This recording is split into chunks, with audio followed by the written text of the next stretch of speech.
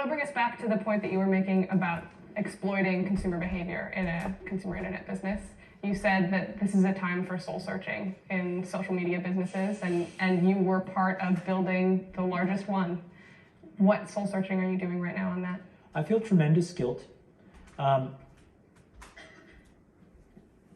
think we all knew in the back of our minds, even though we feigned this whole line of like, there probably aren't any really bad unintended consequences.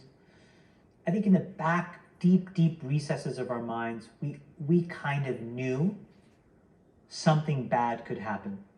But I think the way we defined it was not like this. It literally is a point now where I think we have created tools that are ripping apart the social fabric of how society works. That is truly where we are. And I would encourage all of you as the future leaders of the world to really internalize how important this is. If you feed the beast, that beast will destroy you. If you push back on it, we have a chance to control it and rein it in. And it is a point in time where people need to hard break from some of these tools and the things that you rely on. The short-term dopamine-driven feedback loops that we have created are destroying how society works. No civil discourse, no cooperation, misinformation, mistruth. And it's not an American problem. This is not about Russian ads. This is a global problem. So we're in a really bad state of affairs right now, in my opinion. It is eroding the core foundations of how people behave by and between each other. And I don't have a good solution. My solution is I just don't use these tools anymore. I haven't for years. It's created huge tension with my friends, huge tensions in my social circles. If you look at my Facebook feed, I've posted maybe 2 times in 7 years, 3 times, 5 times. It's less than 10. And it's weird. I guess I kind of just innately didn't want to get programmed. And so I just tuned it out. But I didn't confront it. And now to see what's happening, it really bums me out. Think about, there were these examples where there was a hoax in WhatsApp where in some village in India, people were afraid that their kids were going to get kidnapped, etc. And then there were these lynchings that happened as a result, where people were vigilante running around. They think they found the person, and I mean, seriously? That's what we're dealing with.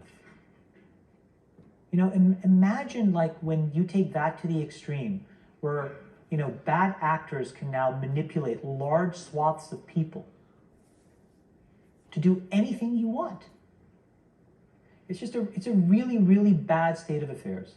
And we compound the problem, right? We curate our lives around this perceived sense of perfection because we get rewarded in these short-term signals, hearts, likes, thumbs up, and we conflate that with value and we conflate it with truth.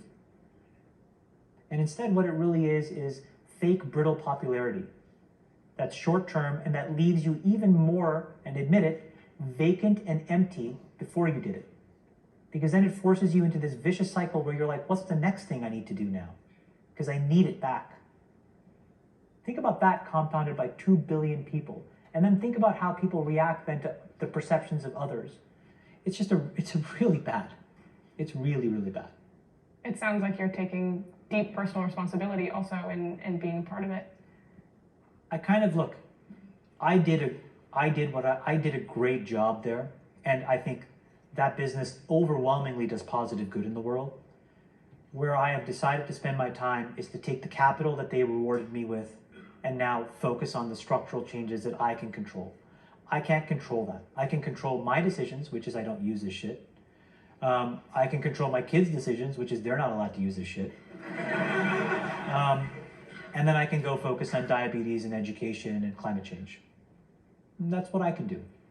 But everybody else has to soul search a little bit more about what you're willing to do, because your behaviors, you don't realize it, but you are being programmed. It was unintentional, but now you got to decide how much you're willing to give up. how much of your intellectual independence. And don't think, oh yeah, not me, I'm fucking genius, I'm at Stanford. You're probably the most likely to fucking fall for it. Because you were fucking checkboxing your whole goddamn life. No offense, guys.